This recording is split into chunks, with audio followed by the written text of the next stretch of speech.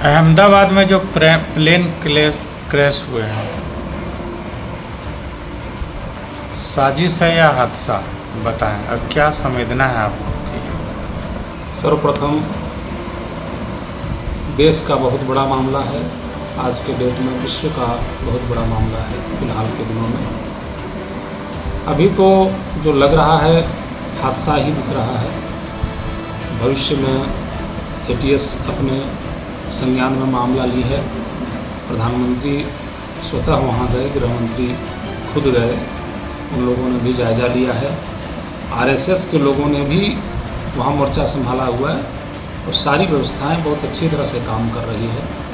अब भविष्य में जो छन के आएगा, बीच बीच में मीडिया के माध्यम से कुछ लोग इसको साजिश भी बता रहे हैं, लेकिन एटीएस अपने हाथ में जिम्मा ली है और देश की सुरक्षा व्यवस्था पर हम लोगों को सवाल खड़ा करने की आवश्यकता नहीं है। और संवेदनशील प्रधानमंत्री, गृह मंत्री और देश के सभी लोग इस पर अपनी संवेदनशीलता दिखा रहे हैं, इसलिए अभी इस पर ज़्यादा कुछ कहना उचित नहीं है। भविष्य में जो छन के आएगा उस पर विचार हम लोग देंगे। सबसे पहले जिन लोगों की जान माल जो है सो गई है, उसमें जो लोग हताहत हुए हैं उस परिवार के साथ मेरी गहरी संवेदना है। प्रधानमंत्री जब वहाँ उतरे तो उनका चेहरा देख के लग रहा था कि देश का गार्जियन, घर का गार्जियन को जो दर्द होना चाहिए, प्रधानमंत्री के चेहरे पर साफ दिख रहा था। और ऐसी जब भी स्थितियाँ देश में पैदा होती है तो प्रधानमंत्री को बड़ा गहरा संवेदना रहता है। हम लोगों को भी इस पर गहरी संवेदना है। मैं अपनी ओर से उन सारे परिवार के प्रति गहरी संवेदना प्रकट करता हूँ और आने वाले दिनों में ऐसी हादसाएँ देश के साथ नहीं घटे, विदेश के साथ भी नहीं घटे, क्योंकि हम लोग पूरे विश्व को एक परिवार मानते हैं। मतलब टेक्नोलॉजी का विषय है। एक विषय जो मैं कल सुन पा रहा था, जिसमें कुछ लोगों ने बताया कि ये विमान जो है सो 13 साल पुरानी हो गई थी और 2 इंजन एक बार में ही क्रैश कर जाना, ये थोड़ा सा संदेहास्पद विषय होता है। ये रखरखाव में कहीं ना कहीं कोई चूक तो जरूर हुई है और इसके रखरखाव की जिम्मा टर्की की थी, जो छन के बाद आ रही है। और आजकल भारत और टर्की के बीच संबंध बहुत बेहतर नहीं चल रहे हैं और टर्की ने जो है सो फिलहाल पहलगाम की जब घटना हुई थी तो पाकिस्तान के साथ टर्की खड़ा दिखा और प्रधानमंत्री ने अपनी कूटनीति के तहत जो है सो टर्की को अलग थलग करने का प्रयास भी किया है और कर रहे हैं। तो जब तक कुछ जो है सो स्पष्ट नहीं हो जाता, इस पर कहना उचित नहीं समझूंगा कि उसकी कोई साजिश है या रखरखाव में कोई कमी है। लेकिन इतनी पुरानी विमान जो है सो हवा में जब उड़ती है तो इतनी पुरानी विमान को जो है सो बीच में बदलना चाहिए, क्योंकि 10 साल के बाद गाड़ियाँ भी इतनी प्रदूषित जो है सो करती है माहौल को कि उसको भी बदला जाता है। तो 13 साल पुरानी विमान थी और एयर इंडिया की विमान थी, इस पर कुछ जो है सो सोचने की विभाग को ज़रूरत है नहीं। आज के दिनों में संविधान ही सबसे ज़्यादा सुरक्षित है। के बनाए हुए संविधान के पूरे पन्नों को प्रधानमंत्री ने, हमको लगता है, एक पन्ना देख लिया है और वो संविधान के प्रति बड़े आस्थावान हैं और संविधान के साथ चल रहे हैं। संविधान अपने अस्तित्व की लड़ाई लड़ रही है, अपने अस्तित्व को बचा रही है, ना कि संविधान को बचा रही है। एक दिन जो है सो लोकसभा में संविधान के ही विषय पर जो है सो एक सांसद ने सवाल किया था कि संविधान में कितने पन्ने हैं, वो भी कांग्रेस के शहजादे को शायद मालूम नहीं है, जिस पर वो चुप्पी साध गए और सवाल का जवाब भी नहीं दे पाए। तो संविधान बचाना कोई व्यक्ति, कोई पार्टी संविधान को नहीं बचा सकता है। देश के सभी लोगों की जिम्मेवारी है संविधान को बचाने की और देश आज जो है सुरक्षित हाथों में है और संविधान को कोई खतरा नहीं है और कांग्रेस अपने आप को बचाने की लड़ाई लड़ रही है, उसको संविधान बचाने का नारा दे रही है। इस पर एक बार मैं पूर्व में भी विचार अपना दे चुका हूँ। ट्रैफिक व्यवस्था जो है सो पुलिस के हाथों में है, उसको संवेदनशीलता दिखाना चाहिए। इससे 2 तरह की व्यवस्थाएं बिगड़ती है। एक तो बड़ी वाहनों के चपेट में आ जाने से भी हादसाएँ होती है और दूसरी जो है सो लोगों के अंदर डर भी पैदा हो जाता है और उससे भी गिर के जो है सो लोग कहीं कहीं घायल हो जाते हैं, कहीं कहीं लोग जो है सो मौत के मुंह में चले जाते हैं। और इसमें बड़ी वाहन कहीं ना कहीं ज़्यादा दोषी हैं। उसके बाद आधुनिकता की जो गाड़ियाँ आई हुई है वो भी हैं और कुछ जागरूकता का भी अभाव है, जो पहले मैं बोल चुका हूँ। और ट्रैफिक के साथ साथ जो है सो पत्रकार से लेके समाज के जागरूक लोगों को भी इसमें जोड़ के और इसमें जो है सो आगे आने की ज़रूरत है। और सबको साथ दे के जो है सो लोगों को जागरूक करने की ज़रूरत है। जागरूकता जब हो जाएगी, लोग अपने जान के प्रति जब संवेदनशील हो जाएंगे तो कुछ तो घटनाएं रुकेगी।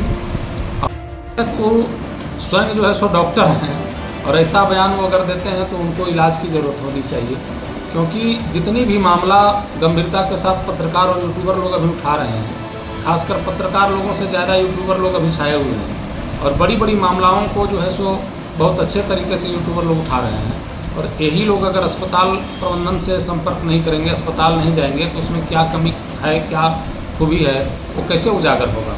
आजकल जो है सो सबसे ज़्यादा अस्पताल प्रबंधन जो है सो कहीं ना कहीं हर चीज़ों में दोषी पाई जा रही है। स्वास्थ्य मंत्री इरफान अंसारी जो ये बयान दिए हैं, इस कितना हद तक आप सही मानते हैं? नहीं, सर्वथा गलत है। इसको सही कैसे माना जा सकता है? पत्रकार भी हमारे समाज के ही अंग हैं, यूट्यूबर भी हमारे समाज के ही अंग हैं। वो थोड़े गलत में कुछ जो है सो खबर छाप देंगे या खबर चला देंगे, तो सच्चाई होगी उसी को तो आगे बढ़ाने का काम करें। प्रेशर हॉर्न का प्रयोग करते हैं और जिला मुख्यालय के पास में भी जिला परिवहन विभाग के बोर्ड लगे हुए हैं कि नो प्रेशर हॉर्न प्रतिबंध है, फिर भी लोग प्रेशर हॉर्न मानते हैं और तेज़ स्पीड में गाड़ी चलाते हैं। बोर्ड लगा हुआ है 40 जाना है, 30 जाना है, 20 जाना है, लेकिन 60-70 जा रहे हैं। क्या कुछ कहेंगे? वही स्थिति है जो शराब पर लगा हुआ रहता है कि स्वास्थ्य के लिए शराब पीना हानिकारक है, लोग शराब पी रहे हैं। लोग बोर्ड को देखते हैं, आधे तो ड्राइवर पढ़े लिखे नहीं होते हैं। आजकल के कुछ ड्राइवर लोग जो नवयुवक टाइप का है वो तो पढ़े लिखे हैं, फिर भी पुरानी पद्धति में वो जी रहे हैं और लिखे हुए चीज़ों को लिखे तक सीमित रखना चाहते हैं, अपने कर्तव्य का पालन सही ढंग से नहीं कर रहे हैं। ये लोगों को रोक कर पुलिस प्रशासन को कुछ जुर्माना वगैरह जो है सो करना चाहिए बीच बीच में, तभी इस पर सुधार हो सकता है। प्रेशर वाहन के चलते लोगों का जो है सो कभी कभी कम हृदय गति चलने वाले लोग तो हार्ट फेल करने की स्थिति में चले जाते हैं अचानक हॉर्न को सुन के। तो ये स्वास्थ्य के लिए भी हानिकारक है और जहाँ बीच वैसे जगह जहाँ बहुत व्यस्तता की जगह है वहाँ के लिए तो बहुत हानिकारक है प्रेशर हॉर्न। इस पर लगाम लगना ही चाहिए। है राशि महिलाओं अप्रैल का दिया गया है, मई का पैसा होल्ड कर दिया गया, अभी तक 2500 रुपये ही आया और कई महिला मतलब को पैसा नहीं मिला है। ऐसे में क्या कहेंगे आप? देखिए, इस पर मैं तो कई बार बोल चुका हूँ, कई नेता लोग बोल चुके हैं। 2-3 दिन पहले मैं देखा राज्य के आजसू के सुप्रीमो सुदेश महतो का भी बयान मैं सुन रहा था। उन्होंने भी यही बात कही कि सरकार के पास जो है सो प्रबंध नहीं है, साधन नहीं है और साधन नहीं रहने के कारण ही सरकार जो है सो इसको रोके रख रही है और बहानाबाजी टाल मटोल कर रही है। कुछ लोगों का पैसा रोक के कुछ लोगों को दिया जा रहा है ताकि माहौल शांत हो, नहीं तो एक दूसरे और जो है सो मुद्दा चला जाएगा। इसलिए मुख्यमंत्री सोच रहे हैं माहौल शांत रहे और कुछ लोगों का पैसा दे के कुछ लोगों का होल्ड किया जा रहा है। वृद्धा महिला का और आपके विकलांग लोगों का पैसा बहुत दिन से रोका गया है और वही सब पैसा को इधर से उधर करके जो है कुछ लोगों को दिया जा रहा है। ये तो मैंने पहले भी कहा था कि फ्लॉप हो जाएगा, आने वाले दिनों में पूर्णतः नहीं चल पाएगा। 7 हो गई है, मौत की आंकड़ा बढ़ गई है, उसमें 7 लोग हताहत हुए हैं उसमें, और उन 7 लोगों के प्रति, उस मासूम बच्चे के प्रति मैं अपनी गहरी संवेदना और सहानुभूति प्रकट करता हूँ। और ऐसी हादसाएँ दिन प्रतिदिन बढ़ रही है, इस पर रोक लगाने के लिए विभाग को जो है सो ध्यान देना चाहिए। हेलीकॉप्टर हादसा ये पहली बार नहीं हुआ है, लगातार कई बार हेलीकॉप्टर हादसा देश में घटित हो चुके हैं जिसमें बेकसूरों की जिंदगियां गई है। तो सिस्टम में क्या बदलाव आना चाहिए और क्या सिस्टम मजबूत करना चाहिए सरकार को? अगर इजराइल एक जो है सो बना रहा है वायुयान, जो मैं 2-3 दिन पहले देख रहा था, जिसमें क्रैश करने की स्थिति में पैराशूट से जो है सो खुल के वो स्वतः जो है सो उतर जाएगा नीचे, सवारी लेके पैराशूट के माध्यम से उतर जाएगा। टेक्नोलॉजी धीरे धीरे जो है सो विकास कर रही है, इस पर काम हो रहा है, हम लोगों के नज़र से भले दूर है लेकिन इस पर काम चल रहा है। और ख़ास करके हिंदुस्तान तो अभी जो है सो टेक्नोलॉजी में सबसे ऊपर चल रहा है, कहीं चीन के लगभग या चीन से आगे नहीं चल जाए टेक्नोलॉजी में। तो टेक्नोलॉजी में सुधार दिन प्रतिदिन होते जा रहा है और होगा। इस पर ऐसी घटनाएं प्राकृतिक आपदा ही कहा जाए अभी तो गहरी संवेदना ही प्रकट कर सकते हैं और उनके परिवार के साथ पूरे देश के लोग खड़े हैं। और इसके पहले भी हम बोले कि प्रधानमंत्री बहुत संवेदनशीलता के साथ गए उन्होंने एक एक चीज़ का जायज़ा लिया, वहाँ के पदाधिकारियों के साथ बैठक भी की और सारी चीज़ों का जायज़ा लेके उसमें एक ब्लैक बॉक्स होता है, ब्लैक बॉक्स भी मिला है, एक दो उपकरण होता है, वो सब मिल गया है। कैसे हादसा हुई सारी चीज़ों का पता जो है सो धीरे धीरे चल जाएगा और सामने लोगों का सब मामला जो है सो आ ही जाएगा। इस पर मेरी बहुत गहरी संवेदना है, क्योंकि उसी पार्टी से मैं भी हूँ और प्रधानमंत्री मोदी जी के पूर्व जो है सो आदरणीय स्वर्गीय विजय रूपाणी जी ने काम किया था गुजरात में, बहुत अच्छा काम किया था, बहुत व्यक्तित्व के धनी आदमी थे। कल जो है सो परसों ही गृह मंत्री ने भी बहुत गहरी संवेदना प्रकट की और एक दो चित्र भी जो है सो डाला था, जिसमें विजय रूपाणी जी के साथ बैठे दिखे और कुछ जो है सो जानकारी लेते दिखे। तो एक सजीव व्यक्ति थे विजय रूपाणी जी और उनका कोई फेवरेट नंबर 1206 इस तरह का कोई 1207 कोई नंबर था, उनका फेवरेट नंबर सीट नंबर था, फिर भी उनके साथ जो है सो हादसा हुई, क्योंकि सारे लोग उसी में सवार थे, सबके साथ भी उनके साथ भी वही हादसा हुई। तो उनके परिवार के साथ हमारी गहरी संवेदना है और देश के प्रधानमंत्री के साथ साथ सारे लोगों ने उनके प्रति गहरी संवेदना प्रकट की है।